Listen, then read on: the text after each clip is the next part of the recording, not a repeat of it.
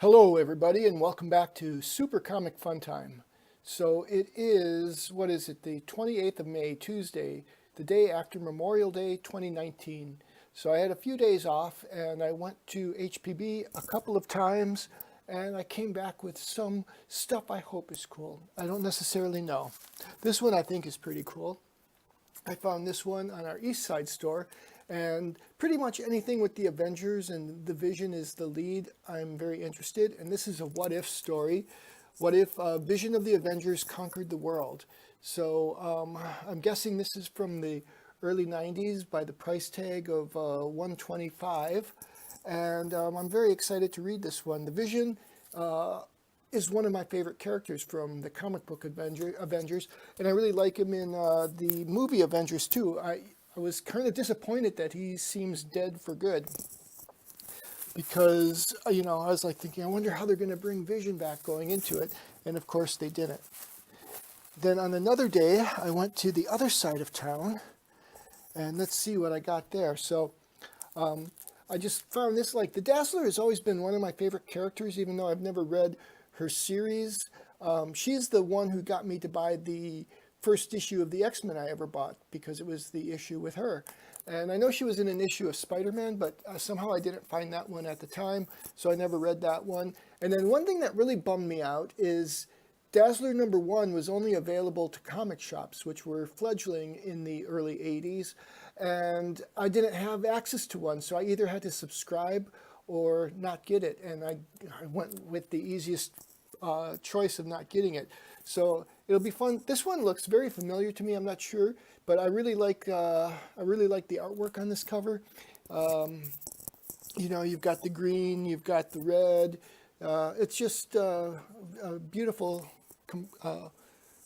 What am I trying to say? Composite. I never really noticed, like, she wears this disco ball, but I was just noticing that it's kind of like a six-sided star. So just looks like a really beautiful cover. Even if I never read it, just putting that up on my wall would be very cool. Then I found this. I don't know what this is, but it looked kind of cool. So they were having a 20% sale. So this is Tales to Astonish, featuring Hulk and Hank Pym. And see, it's got this plastic cover, and then you've got the cool artwork there. And it talks about on the back what the book is about. But I just thought this was a cool cover, cool artwork. I never seen Hank Pym looking so masculine. So, like, hopefully this is a good book. The art style is sort of like Kingdom Come-ish, like a painting, watercolor paintings, each panel. So it looks really beautiful. So it'll be fun to read that one. See what else I got. This one I think I probably overpaid for, but since there was a sale, this is another Marvel graphic novel, which I like to collect these. And this one was $10, so 20% off, and I paid $8 for it. And it's a little tattered around the edges, so that's why I wasn't sure if it was worth the price. But yeah, I've been wanting to read this one. I know, like, Comic Pop did back issues on this, and it just looks like, it's X-Men from about the time I was reading them, and somehow I missed these graphic novels. They just weren't available in my area, and I didn't order them. So let's see. So with thanks to Mary Jo Duffy for her invaluable assistance and criticism, Chris Claremont. So this should be a fun book to read. And then I got 2 packs. They only have 2 packs at this store, and these are smaller than the normal ones. And this one is a Green Arrow on one side, and then Batman on the other side. So this was from the store I don't normally go to, the West Side store, and they do things a little differently there. Like, they make these smaller packs for one thing, and then they don't always put, like, a cover on the outside. So this looks like it's an ad for the 1989 Batman movie. And I'm going to save that one for now. Then I got this one. I almost didn't get it, but I thought with 20% off, I could get it, and I could open it right away and find out what's inside of it. So, like, this first thing is, what is it called? Bodies by Vertigo. Don't know anything about it. And then, like, again, they don't put the cover on, and we just got this back here, but I could read the spine, and this is Wildcats Ladytron. So I don't know anything about either of these, but let's open it up and find out what's in this pack. So yeah, this one is like really taped up all to heck and back. Let's see if my X-Acto knife can cut it. Probably I've had this X-Acto knife for a couple of years now, and it could use a new blade, I would guess. Yeah, I could. I just heard like a voice in my head. I could experiment with pyramid power and put the blade under a pyramid, because I remember growing up, one of the first experiments I read about with the pyramid power was the sharpening razor blades, which, you know, and then I'd seen like really microscopic pictures of the blade, but I couldn't really tell anything. You know, I couldn't. There was just very close-up pictures of the blade, and I guess one looked less nicked, but the other one, I mean, the one that was allegedly sharpened by the pyramid still looked kind of nicked to me. It certainly didn't look perfect, and I don't really know what that would be all about. I mean, I guess you would be talking like somehow the energy flowing through the pyramid is sharpening the blade at the molecular level, wouldn't you think? Like, it's that sort of precision, and that you would have to leave the blades pretty much constantly under the pyramid in order for them to... And then I never thought about this, but like the bevel, gotta be careful with this tape. The bevel of the blade itself, like, does that play a role in it? I don't know. So let's see what we got here. So we have bodies by Cy Spencer, Megan Hetrick, Phil Winslade, Tula Latte, Dean Ormstrom, and Lee Lowridge. So this is from 14. This is relatively recent, I guess 4 years ago now, if that could be recent. The Kubert School. It'd be cool to go to art school someday. So yeah, okay, so there's that. Then look at this. This is cool. It's kind of beat up, but it's the Reign of the Superman. Oh, I've got all of these. I don't necessarily need these, but Reign of the Superman. This is like after the death of Superman when he came back. This is a pretty beat up copy. Let's see, bonus, Last Son of Krypton poster. I doubt that that's still in here. It's kind of folded. Yeah, this is kind of like not a very good copy, but I didn't know what would be in here. It is nice seeing it on newsprint. Did I see this on newsprint? Because I got the collected edition, and it wasn't certainly on the glossy paper. It might have been on paper similar to this. But yeah, one thing I like about this is the Grave of Superman. I like the Cult of Superman. I was kind of hoping for more of that in the movies. Ooh, Chuck Dixon. Look at this. Batman Detective Comics. Which one is this? 714. It's possible I might have one of these in a different... you know, from a different pack. I might be starting to repeat. I don't know. But that looks kind of cool. So this would be from like what, 97. So 97. Very cool cover. Love Chuck Dixon's work. Look at this. This could be fun. I used to love this show, even though it was kind of gross sometimes. But Duckman, I love the animation style. You know, I could have done without some of the gross stuff and some of the huge kind of political grandstanding it like to do, but I really did like, I loved the art style of this show. I watched like when, I don't know if it was called Comedy Central then, but when the Comedy Channel would like repeat these, I would watch them over and over again, like every Sunday. Ooh, another Duckman. So I got number 5 and I've got number 3. So very good. Both from Topps Comics. Oh yeah, these bears. I remember like the thing that got me into this show is like watching how Duckman would abuse these bears. It was like such a strange show. Like on the one hand it was abusive, but on the other hand it was kind of preachy. Brigade. Look at this. This is Image Comics, and we've got Batman here. I don't know what this is. Brigade. So that looks like Batman. Oh no, that looks like Batman. And I'm not sure who that is. Huh. So this is Marat Michaels and Norm Rapmund. Oh, it looks beautiful. Look at that opening page. I love that.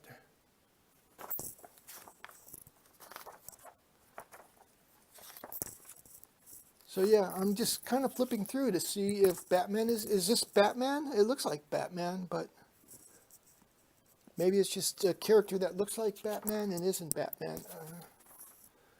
Certainly not seeing him in here. Now there's a nice, I'm not really like, you know, these full page things. On the one hand, if there wasn't a fold, it would be cool, but there's a fold. So that's to be continued. God of Thunder is coming. I wonder what that means. To Image Comics. Oh, they're going to have, they had Thor versus Supreme. So that was kind of cool. When is this one from? 195, so this is probably around 97 again. So this is, 93. First printing. Very cool. It would have been cool to get the Thor versus Supreme. But it's so weird too, because it doesn't, is it Marvel's store? I don't know anything about this, but it certainly doesn't look like Marvel's store. But this is the 90s, and I guess like all this highly stylized stuff was what people liked back then. It was, okay, then we've got this Beware the Creeper, another Vertigo. This one says Vertigo X. I don't know what that means. I'm not a, you know, this is from August of '03. I have some, you know, some of my favorite books are Vertigo books from the like 80s, like Swamp Thing. I've got all of the Alan Moore run, and then what's his name, the Grant Morrison, the Invisibles. I read all of that a summer or two ago, and I really enjoyed that. And then Sandman by that other guy who's not Grant Morrison. I can almost think of him. Oh, look, I got The Walking Dead #1. Worldwide Comics Con, Madison exclusive. Wow. So this would be from here where I live, Madison, Wisconsin, I'd guess. I mean, I know there's more than one Madison, but so Madison, this is from 2015. So yeah, I guess like the show was big then, so they had a Comic-Con here and they had a Madison exclusive. Now, I've read parts of it. I've never really, you know, I don't know, zombies, as soon as the Night of the Living Dead remake by Zack Snyder, as soon as I saw that, I hated zombie movies. They were my favorite genre for a long time, especially the European ones that were ripping off George Romero. Somebody had posted something today with this one where they had this 25-year-old man playing like a 12-year-old kid, and he's obviously like just you know, a short guy who looks kind of youngish, you know, kind of Tom Hollandish. And the reason they did that was because there were laws against having children in sexualized movies, and there was a kind of an incest scene going in there, so it made sense, but it also is ridiculous and highly entertaining. So like, this looks cool. This is the Teen Titans. So you have Superboy and Superman. This is #7 from March of '04. So I think this is before, I think if I remember correctly, Identity Crisis, which really kicked off the dark DC stuff, was 2005, so a year later. And then eventually there'll be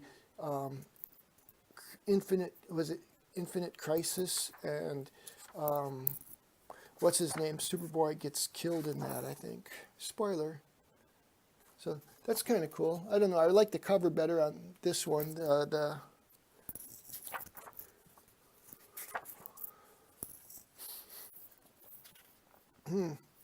Oh, I guess Superman is blowing like at high pitch and it's hurting. What is his name? It's not Conrad, right? I forget his name, but oh yeah, Crypto.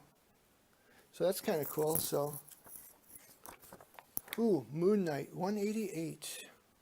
Bemis, Burroughs, and Lopez. Crazy runs in the family. So at least I get part 1 of this, and I can look for part 2. I remember reading Moon Knight as a kid, but I don't remember anything about him really. I just remember he was kind of interesting, and he was different, and nothing. Oh, that's kind of a nice splash page. Nothing there but the title, but it's kind of cool. You know, I like the, you know, the art. It's okay, I guess. It's not really to my liking. I kind of like, which one did I really like? It was that one with the fake Batman on the cover. Was it this one? Yeah, this one. I just love the close-ups there. So yeah, when I go through this one, you know, I'm sure the story's good, but the artwork doesn't pop out for me like this. What is this? More Than Mortal, #2. Steve draw it, Walden inked it. Yeah. So yeah, I kind of like this one, the artwork better, just turning into it. It looks more, it looks almost, you know, like it pops off the page. So I don't know if it's the printing process or the, you know, the way it was inked. This one is more of a glossy one. Oh, here we got like somebody throwing a hammer. Don't know what this one is about. LC Lair Comics. I don't know anything about Lair Comics. Oh, and then we have More Than Mortal. Oh, I'm confused. They both say #2. This says 2 September and this says 2 August. I don't get it.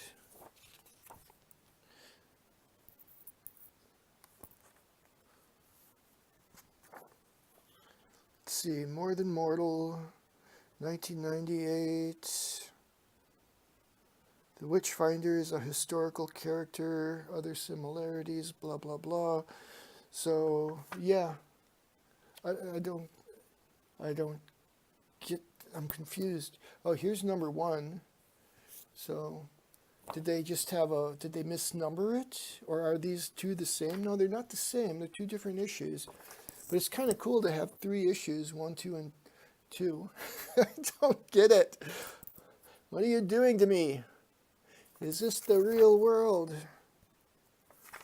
But here's an ad for Sega on the back. I've never read that. I got one for 50 cents, but I didn't read it. I heard it was good. So yeah, that's kind of a cool opening here. So yeah, that looks like a fun run. So I don't know if I'm so confused. So okay, let's put that aside for now. I'll work that mystery out later. This is Top 10 Beyond the Furthest Precinct by America's Best Comics. Don't know anything about it. To Serve and Protect. So let's see if I can at least find the artists and stuff. This looks kind of cool. I mean, it's nothing special. Oh, I see the covers coming off of this one, but that's kind of a cool way to open the book with, you know, you see the big face from the desk of Robert Slinger. Top 10. Does it say? Oh, here it goes. Paul DiFilippo and Jerry Ordway are the credited creators on this one. I wish it wasn't falling apart, but it does look kind of cool, kind of interesting. Oh, that looks like Granny Goodness. Then you got this She-Hulk looking person here. Let's see if I can get that in close. Then here you got this cool kind of green Gillman type person. Very nice. I like these surprises. I don't know very many of these. Let's see, Ultraverse.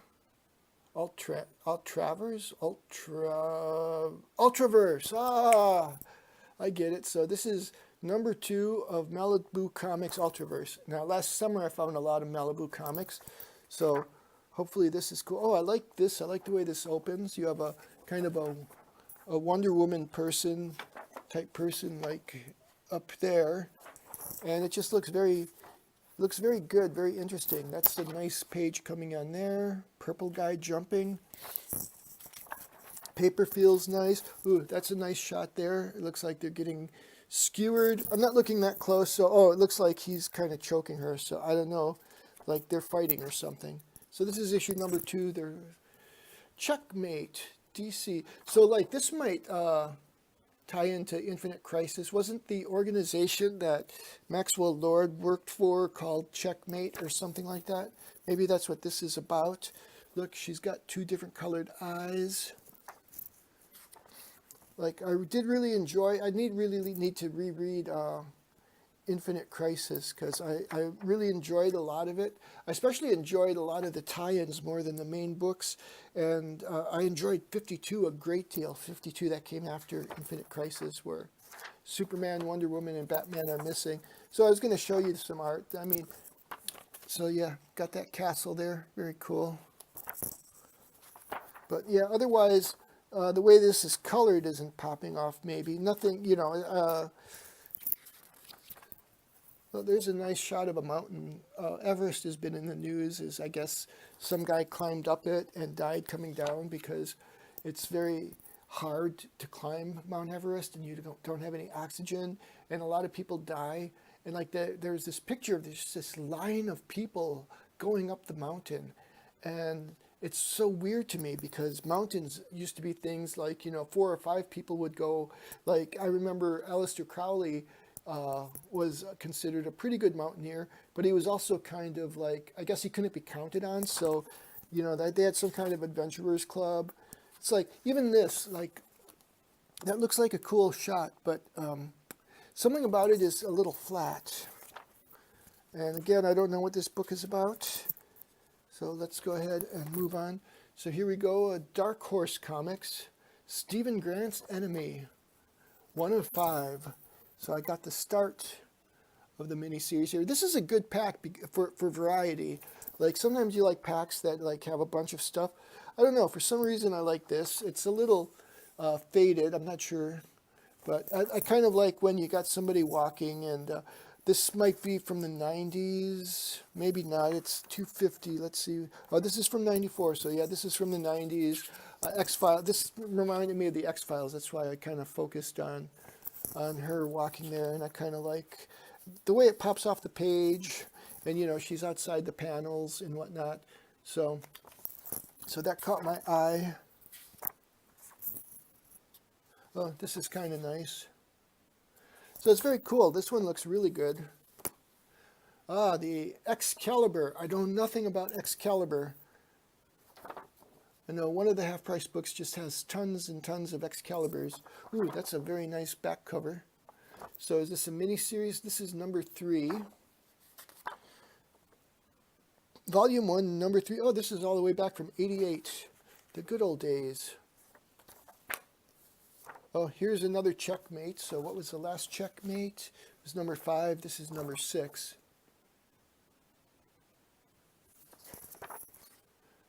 So Rucka, I'm sorry, I'm not always remembering to see who's the creators.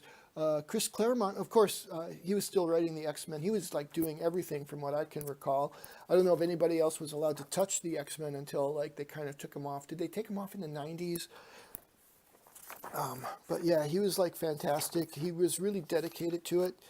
Not much here popping up for me. It's kind of like the other one. It's got some okay stuff, but nothing really pops. Maybe it will pop better when I look at it when I watch the video later. Sometimes that happens. Ooh, X Factor number 35.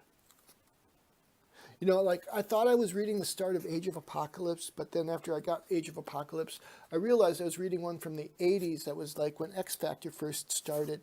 And it was so exciting. It's like they'd finished one arc and they were just starting, like, you know, what's his name? Abu Sur. Apocalypse was gathering the 4 horsemen, and he turned Warren the Angel into a weird metal thing. I go, wow, what's going on? And then I didn't read anymore. I don't remember if I was on leave from the army or if I had just gotten out of the army and was looking for a job. It was like, you know, jobs and stuff. Like back then it was like $1.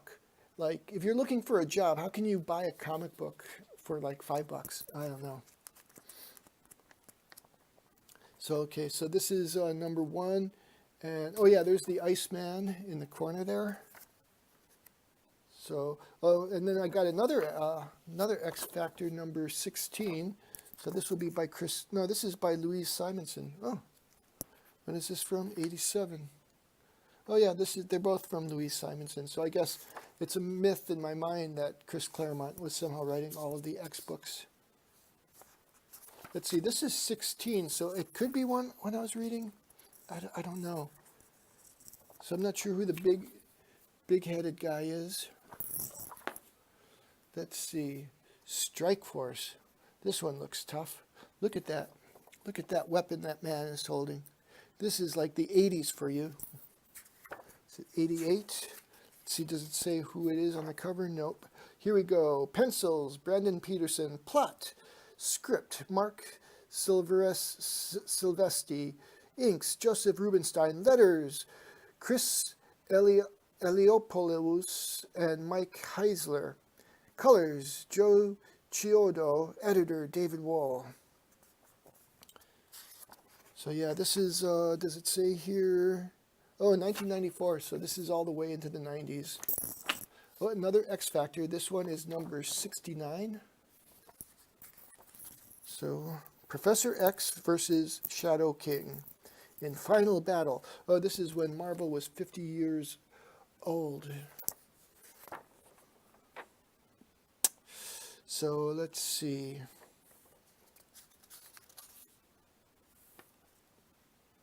So this is Fabian Nisisha with lots of help as the writer. So yeah, I don't know what number is this? 69. Anyways, it's got lots of cool X-Men stuff. Then we have Terminal City, number 1, July 1996. By Dean Motter and Michael Lark. And this is another Vertigo book. Don't know anything about this. Ooh, I like this. Like I like when you just turn and something just jumps out at you and it's just an ad, I guess. It's like the Monkey Brothers show. Oh, it's a TV show, so it's sort of like a take on the Three Stooges. And you know, that just pops up. I know the Three Stooges, I see it, and it just kind of pops out at me. So that's kind of cool. I like the artwork in this one. Look at that. That's really cool. I mean, it's just a cityscape. You don't really see, it's like somebody being chased. So, but I like the coloring. I mean, look at this guy. I have no idea, don't know anything about this book, don't know who he is, but he's an interesting character. I want to know more about whatever that is. Maybe it's not a he, because I see a little bit of cleavage, and it could be a woman. I don't know. Ooh, that's kind of cool. So I guess that guy that's been running comes through the eye. So very good movie box. So what year was this one? Oh, 94 was it? Oh, 96.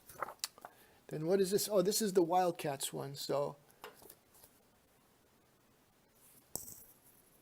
what does that say? Lady Tron. Huh.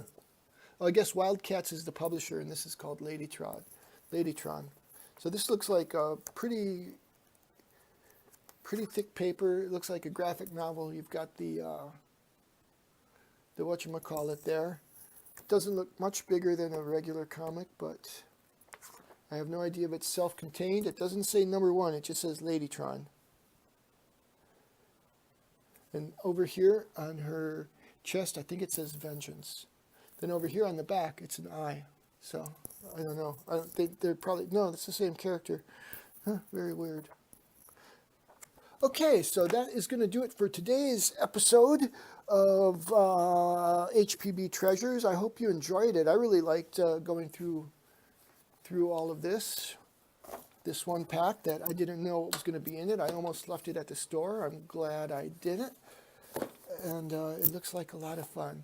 So remember, if you're looking for treasures, HPB is a really good place to look. As well as your local comic store. But so that's it for now. Super Comic Fun Time out.